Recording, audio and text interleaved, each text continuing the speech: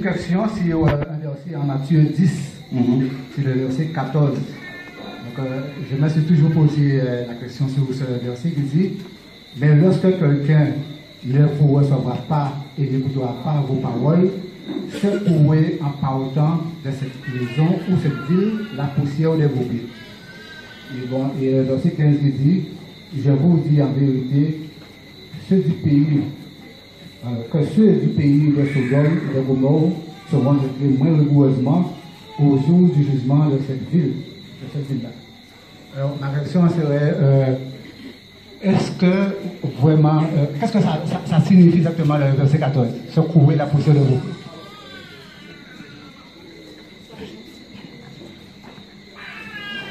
Ok.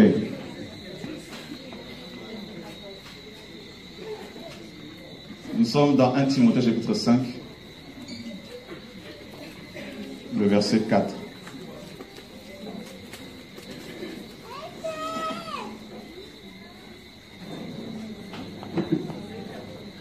Timothée, chapitre 5, verset 4. Mais si une veuve a des enfants ou des petits-enfants, qu'ils apprennent avant tout à exaucer la piété envers leur propre famille et à rendre à leurs parents ce qu'ils ont reçu d'eux, car cela est bon et agréable à Dieu. Verset 9. Qu'une veuve, pour être enregistrée sous le rôle, n'est pas moins de 70 ans qu'elle ait. 60 ans. De 100 ans qu'elle a été la femme d'un seul mari, ayant le témoignage d'avoir fait de bonnes œuvres, comme d'avoir bien élevé ses propres enfants, d'avoir exercé l'hospitalité envers les étrangers, d'avoir lavé les pieds des saints, d'avoir secouru les affligés, ainsi constamment appliqué à toutes sortes de bonnes œuvres. Ok. Donc, le lavage des pieds. C'est ce que je voulais entendre. Et donc, je vais lire deux autres passages rapidement, en rapport avec ce passage-là, notamment ta question. Dans Genèse chapitre 18, à partir du verset 1er. Puis Yahweh lui apparut dans les plaines de Mamoré, comme il était assis à la porte de sa terre, pendant la chaleur du jour. Et il leva les yeux et regarda. Et voici 3 hommes parurent devant lui. Quand il le vit, il courut au-devant d'eux depuis la porte de sa tente et se prosterna à terre. Et il dit: Mon Seigneur, je te prie, si je trouvais grâce à tes yeux, ne passe point outre, je te prie.